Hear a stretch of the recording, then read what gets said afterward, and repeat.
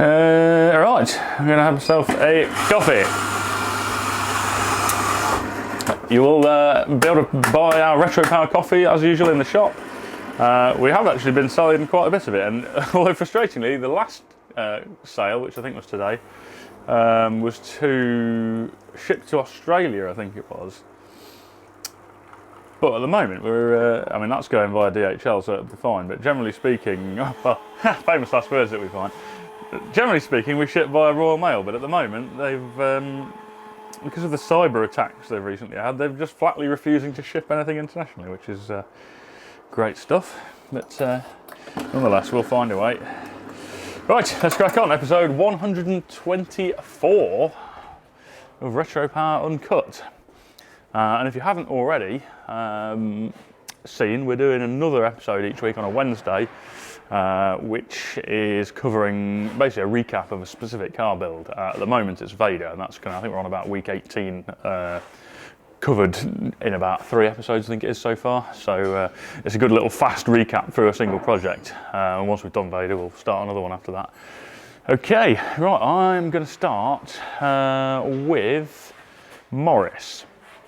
I've been continuing to work on that this week. I think last week I managed to get the rear bulkhead panel and probably the quarter cards in. I got the seat belts in and the covering panels that sit over. Well, it's the servo unit one side, the battery the other, and the seat belts come out through those. I've been carrying on this week getting the camera wire in. So it's got a Gentex FDM. It's called full display mirror. So the rear view mirror is actually a screen. And there's a camera in the back window for that, so I just routed the wire down for that.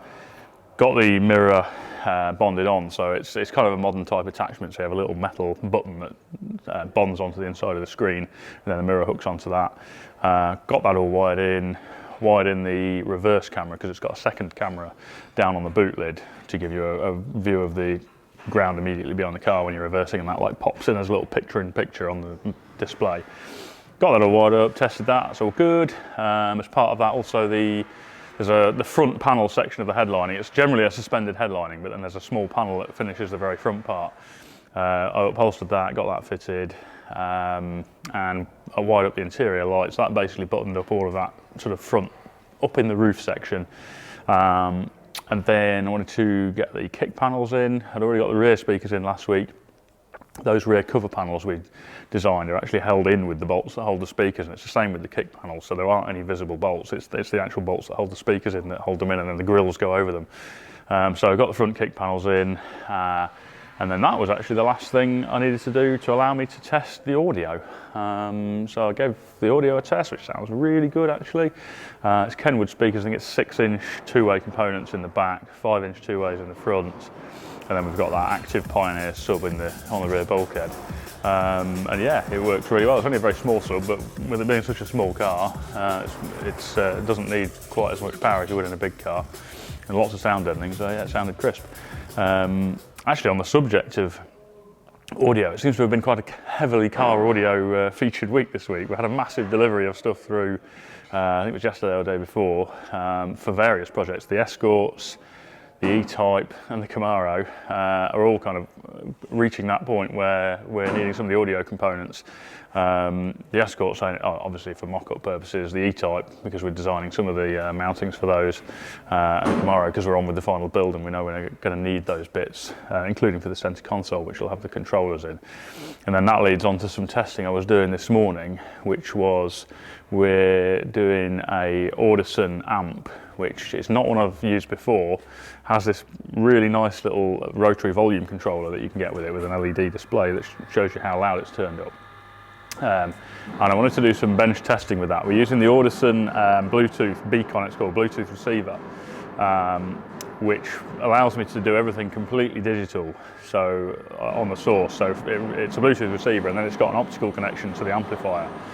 So there's no digital to analog conversion on the source, on the input side of it, which just means it's less susceptible to noise interference and high quality, of course. And I wanted to do some testing with that, A, to make sure I was happy with how it worked, and B, to make sure we could also connect a Bluetooth controller to allow you to skip tracks on your phone and do the basic play pause functions. And I wanted to make sure both those things could basically be connected at the same time and still function nicely, which they did.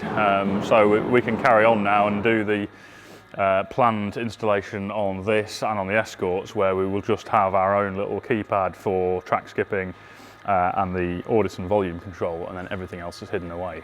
So there's no sort of visible head unit as such, just the Audison amp hidden away. So that's, yeah, that's the audio themed bit for the week. Moving on from that then, E-Type, James has been on with the remodelling of the dash. I think on the offside, driver's side, he's deleted everything that's not the holes for the gauges, so that's always going to be the two main instruments on that offside panel. That's about done, ready for some prep work before it's upholstered. The near side, the glove box side, we wanted to reshape the actual glove box door. So we had a little bit more land to the near side of that to put an air vent in. So he's on with that. We've just got to cut the holes for the air vents in those there now, and both those panels are about ready to be upholstered.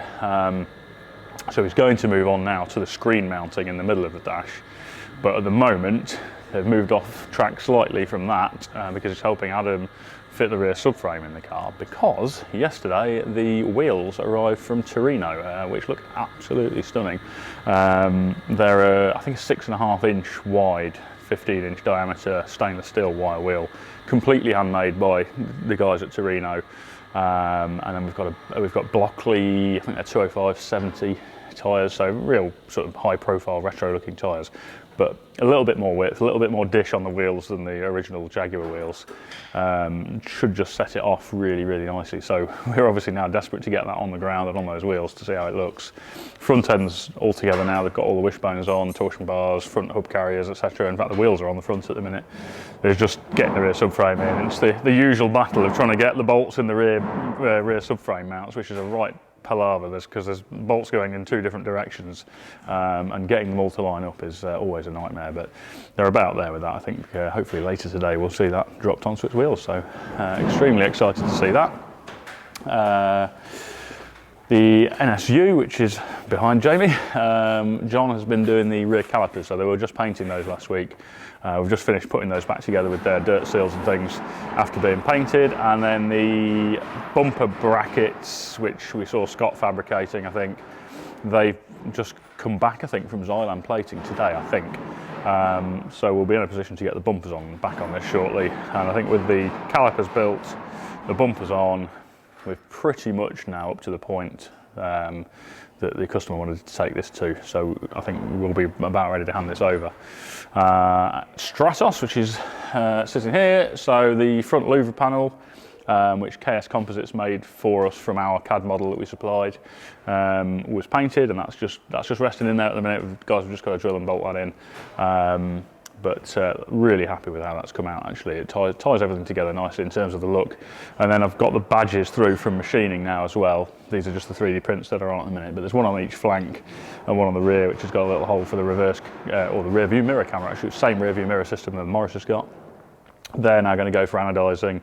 Once they're back, they'll be sent off to laser the logos, which we've already designed actually, so just got to be sent off to have those logos lasered in, and then they'll be able to go on. And I think at that point we've pretty much finished all the sort of cosmetic exterior details on that. It was nice to roll this outside as one of the move rounds this week. We're actually on hold on this project at the minute at customer's request, but we had a bit of a move round, and seeing this outside, those wheels just look absolutely stunning. Can't wait to kind of see this come together with the lights and things now, but for the moment we're on hold on that one. And I think that pretty much sums up where we're at in here. So I shall hand over to Nat to show you what's been going on in the metal workshop, and I'll see you next week. Hello viewers! Well, hello folks, and welcome to another Retropower Uncut from Fabrication Workshop. And we start with more Escorts, which we've been busy on both of the Mark 1 Escorts because they're both on that last sort of push to completion. This one catching the other one up very rapidly, but huge amounts of work going on around those. So bear with me if you've all escorted out with us. Unfortunately, I've got to talk about them because we've been doing a lot of work on them. This one has got to the point where we're trying to get the front end panel work sorted out. You saw last week that Sam had been working on the inner front panel structure, which is somewhere near completion. but it's that because we've remade all that, as you know from previous episodes. We've sort of redesigned all that because there were so many bits of it that needed altering for various clearances and changes to the front end that actually there's no point keeping the original inner front panel structure. We decided there's no point keeping it at all. So Sam's remade that again on the same lines that we did with the other one, got all the pieces tacked in place, but that is all just tacked in place at the minute so that we can then get on with the outer panel work, get that done, and then that enables us to align the slam panel and do the rest of the outer front panel section. But we have been working on getting the wings and bonnet to fit, and that has been quite a big mission. As you may remember with the other car, we started with a body shell that ended up being quite poorly, and we replaced nearly all of it. So we expected some panel alignment issues, and we got them, but nothing too horrendous. On this one, we started with a car that was almost perfect. The reality is the body shell's barely touched. From the bulkhead forward, we did some repair work, but from the bulkhead back, it's as Ford intended and as Ford left it, and has no damage and no significant problems, and has never been welded, never had any repair work done of any significance. So it caused us a bit of distress to find that Ford had managed to weld the upper near side door hinge on in the wrong place. It was somewhere in the region of 7mm further outboard than it should have been, and the bottom hinge was tipped to match, so the plane of the door was too far out at the top. We noticed this when the car came here, but I didn't really pay too much attention to it. I just thought, oh yeah, the door's hanging out a bit. It appears that it was like that from the factory, and that's how it had always been, because there's no damage, nothing has been touched in that area. It is absolutely untouched Ford material. But unfortunately, it means that there is no way to get an acceptable gap either side of the bonnet, because as anybody who's worked on these cars will realise, the door isn't adjustable in and out to the A-pillar, and then the door sets the outer wing position, and that's the case both sides of the car, which leaves a gap in the middle for the bonnet, and that's what you got. And to get a sensible gap either side of the bonnet, you have to rely on the doors being in the right place to start with. Unfortunately, this one wasn't. So an enormous amount of hassle has been caused in terms of cutting the hinges off the car and moving the door. And we've actually got to do that again because we've made an adjustment and actually got it slightly out, and we've got to redo it and move it slightly further inboard. It's much closer than it was, but it actually needs to come a little bit more. So that's an absolute pain. Getting the hinges back in line is also quite a pain when doing that. We've got a little jig that we use to line the hinges up. However, it's not 100%. Everything moves when you weld the hinges, and obviously they need to be a pretty serious weld because we're not cutting them off where they were originally fixed. We have to cut them in the middle of the hinge and re-weld them. There's no way you can access the welds that originally held them on without cutting the pillar apart.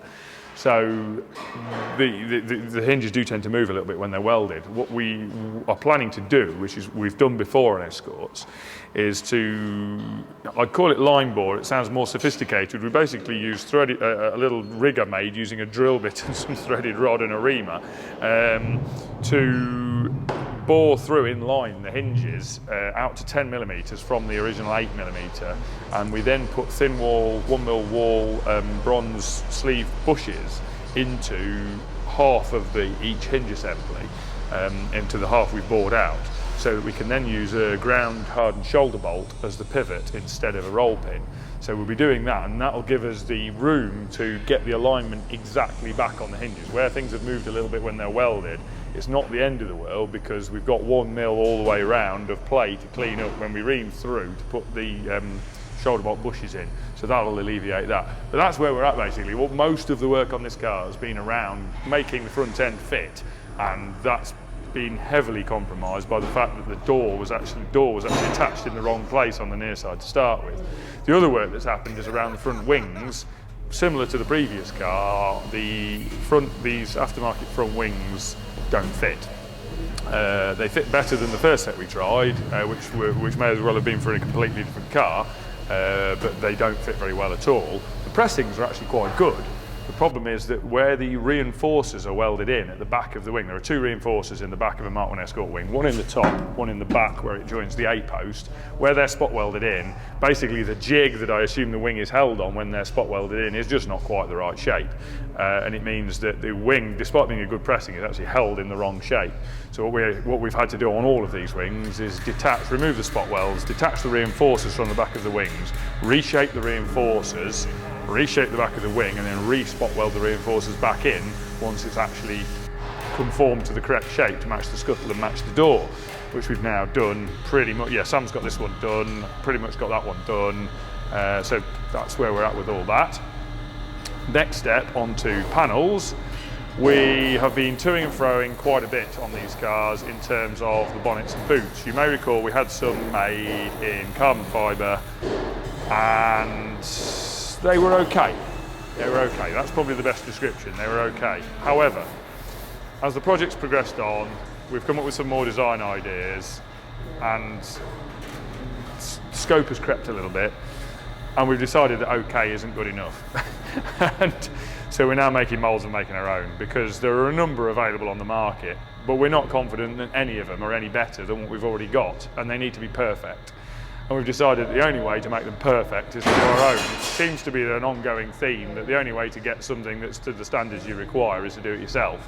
So we are making the books from the 2 best steel panels that we have, neither of which we will use on the cars because they're second-hand panels. There's always a chance that we could have some trapped rust in the seams. So we're not going to reuse those panels, but we'll use them to make the book. So this one's part way through prep now. We're doing the fit-up check with it, but we're going to finish prep.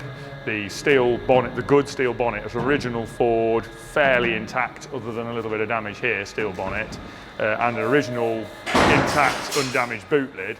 We're going to use both of those, prep them to a condition where they'll be ready for paint, and then they will go to KS Composites and they will make the moulds to make the outer sections, and then on the boot lid they'll do a 2-part boot lid with a full prepreg carbon inner to mimic the original inner, and on the bonnet we will scan the inside of the bonnet and we will generate in CAD, or George, who's stood behind camera right now, will generate in CAD, and he probably doesn't even know about this job yet, will generate in CAD a new design of bonnet reinforcer to go inside the bonnet that we can then have made in carbon. We will CNC the tooling for making that, and then that will fit the inside of the bonnet and look totally different to the original Ford inner, because we're just not happy that the original Ford inner doesn't lend itself to making in composite. It's not that stiff, even in composite, and it just doesn't look very good when you convert it to a carbon part. It's just wrong. It made sense as a steel part. It makes no sense shape-wise as a carbon part, and we're just not happy with it.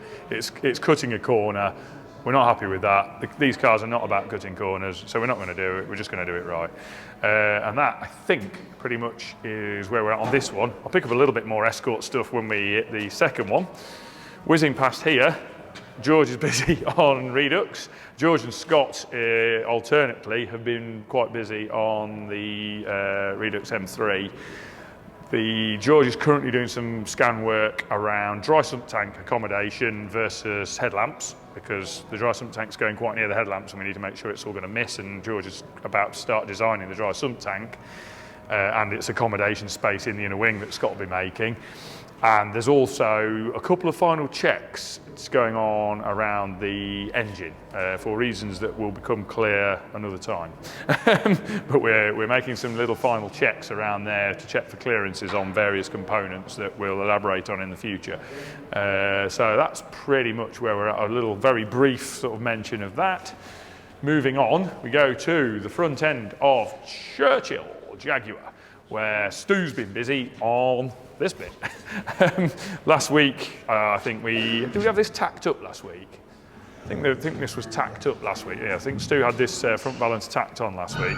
He's now got that all fully welded in place, and he's part way through metal finishing it. There's quite a lot more metal finishing to do on it, but prior to doing any of that, he's making the apertures for the extra air, for the new air intakes.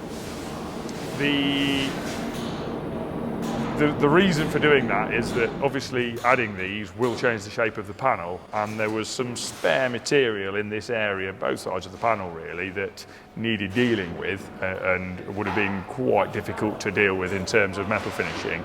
but it's quite useful in terms of making the shapes, apertures for these.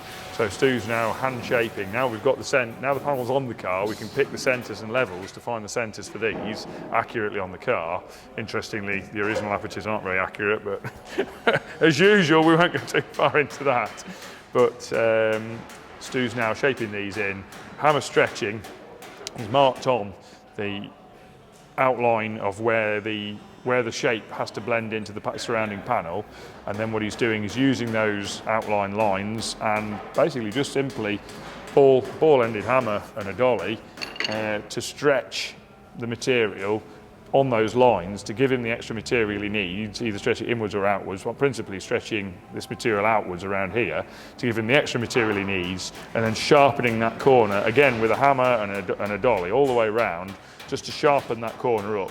And again, if there's not enough and this needs to come out more, he'll then just hammer stretch around that line again using the ball end of the hammer, stretch the material, thin it, push it out, and then square that corner off again with the dolly just to get back to shape. And that'll be a few stages of process. It'll be a stretch, clean up and get to shape, assess, stretch, clean up and get to shape, assess. And that's a bit of a stepwise process, because if you go too far, you're knackered. So it's a stepwise process to make sure that doesn't happen. So yeah, that's all progressing quite nicely.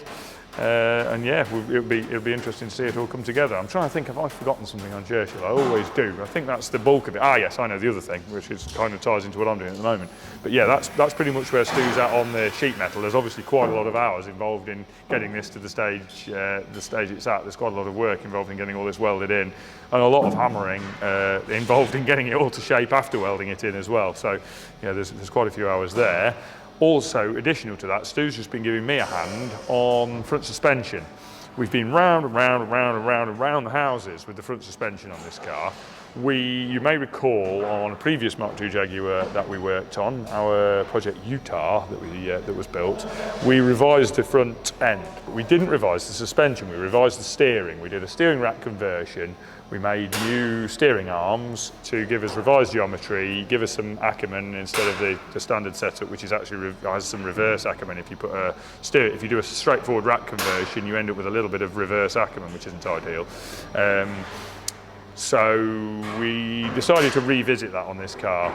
We were originally planning on simply doing again what we'd done previously, but actually we just don't like the front suspension setup. There's so many sort of bits that we're just not keen on, and we decided to revisit this and go back round the mill again with it, and decided to actually just bin the front cross member and redesign it completely using forged Jaguar components again, using the forged Jaguar wishbones, but on a revised cross member so that the geometry's changed and we can optimise it a little bit better, because the standard geometry doesn't really have any camber gain. And again, on a cruiser, non-performance car, it's not so critical, you know, particularly when they're on cross-ply tyres that didn't mind being rolled over a little bit. It's not really such a problem. But on more modern tyres, on a car that's perhaps got, it's not a sports car, but with a little bit more performance, it's generally a good idea, particularly with a radial tyre of some width, it's generally a good idea to try and keep the contact patch in some sort of relevance to the road.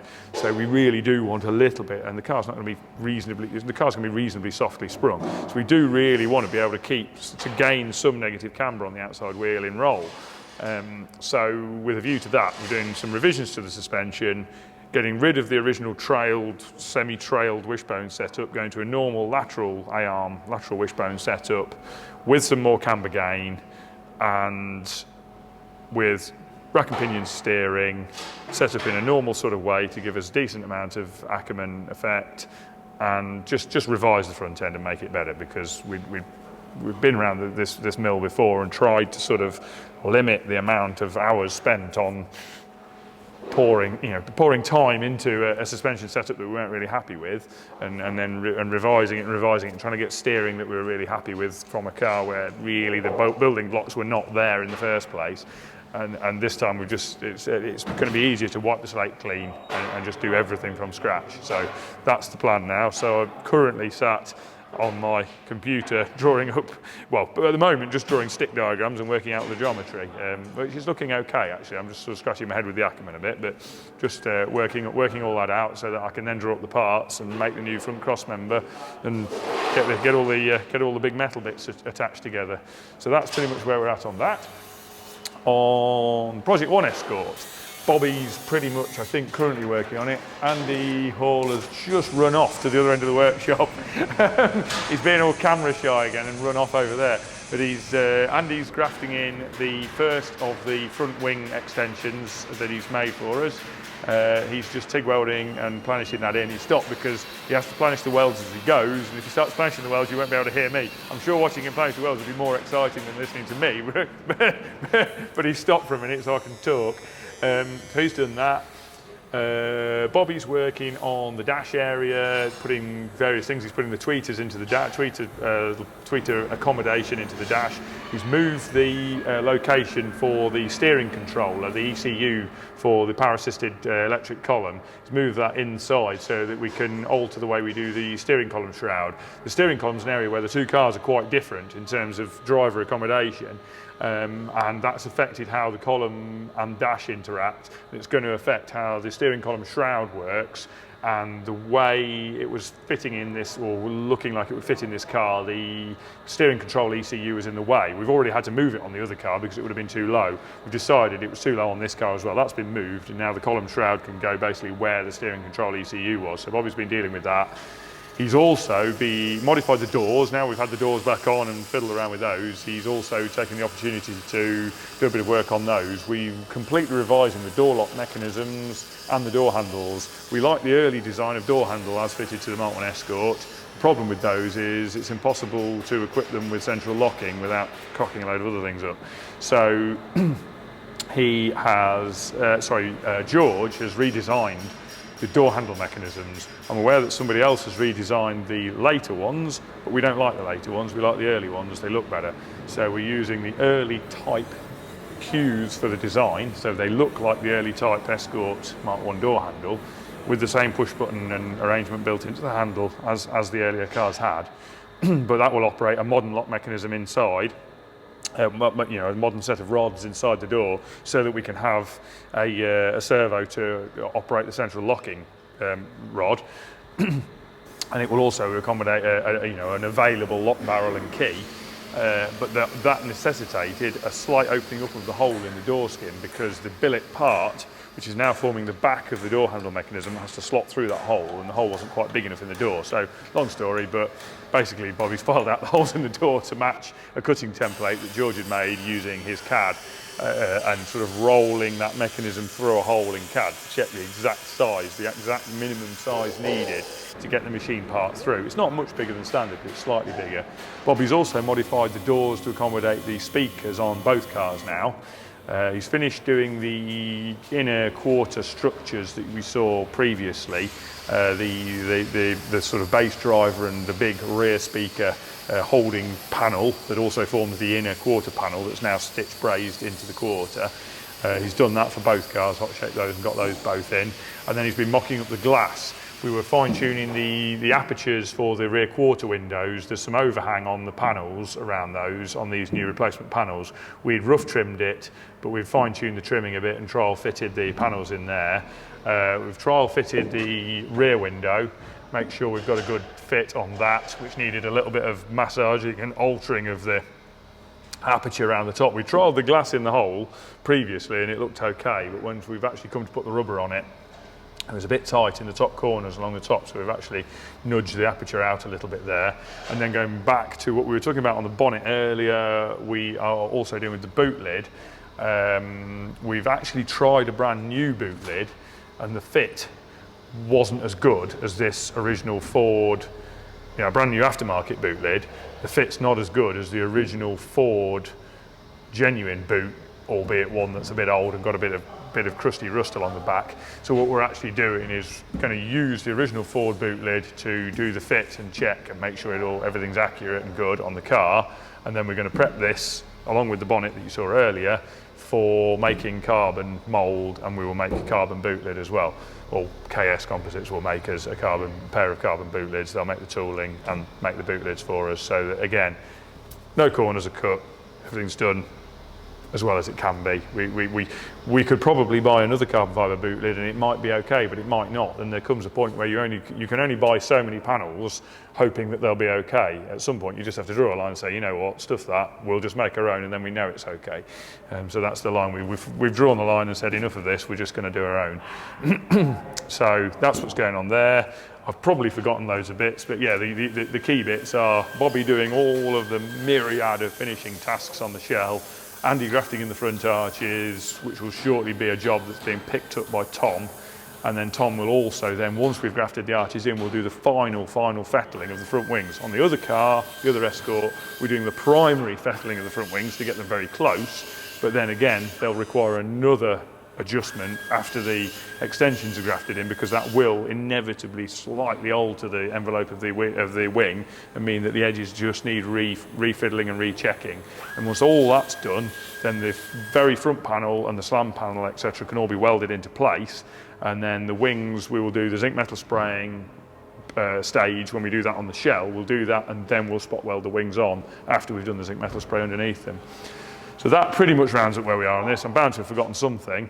Actually, in the background, George is working with a guy who's on placement with us at the moment. I don't know if he's been mentioned on camera I don't know if he's been mentioned or not on camera, but anyway, we've got a chap on placement with us at the moment that George is working with. He's actually been working on parts for the drawings for the parts on the centre console on this car as well. So I don't know if we've got any footage of that. We might be able to show those bits. I think he's going to be 3D printing them this evening.